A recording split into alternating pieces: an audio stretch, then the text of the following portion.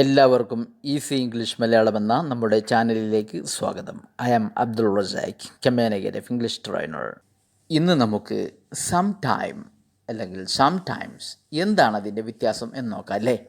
Some time എന്ന് പറഞ്ഞാൽ കഴിഞ്ഞു പോയതോ അല്ലെങ്കിൽ വരാനിരിക്കുന്നതോ ആയ ഏതെങ്കിലും ഒരു തീർച്ചയില്ലാത്ത, ഉറപ്പില്ലാത്ത ഇൻഡെഫിനിറ്റ് ടൈമിനെ കുറിച്ച് പറയുവാനാണ് സം ടൈം ഉപയോഗിക്കുന്നത്.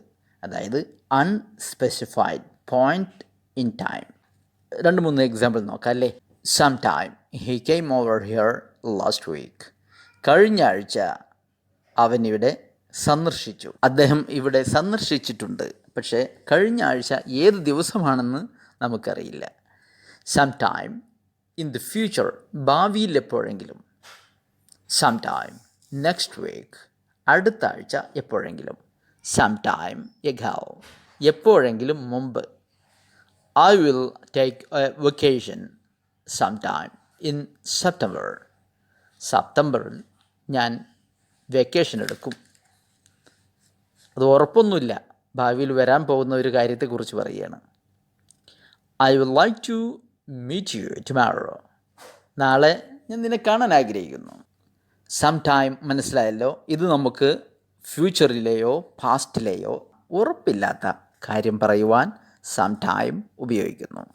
എന്നാൽ സം ടൈംസ് ഇതാണ് കൂടുതൽ നാം ഉപയോഗിക്കാറില്ലേ. ഇതിൻ്റെ മീനിങ് നാം കരുതിയതുപോലെ തന്നെ ചിലപ്പോൾ അല്ലെങ്കിൽ കൂടെ കൂടെ ഏതെങ്കിലും ഒരു സമയത്ത്, അതായത് occasionally or now and then. Some times I play football. ചിലപ്പോൾ ഞാൻ ഫുട്ബോൾ കളിക്കും. Or sometimes I play tennis. I sometimes wake up at 5 o'clock. ചിലപ്പോൾ ഞാൻ 5 o'clock ഉണരും. She sometimes clean the kitchen. ചിലപ്പോൾ അവൾ കിച്ചൺ ക്ലീൻ ചെയ്യും. സം ടൈം എന്നത് ഫ്യൂച്ചറിലോ പാസ്റ്റിലോ ഉള്ള ഏതെങ്കിലും ഒരു ഉറപ്പില്ലാത്ത കാര്യം പറയുവാൻ ഉപയോഗിക്കാം. സംടൈംസ് പ്രസൻറ്റിലാണ് ഉപയോഗിക്കുന്നത്.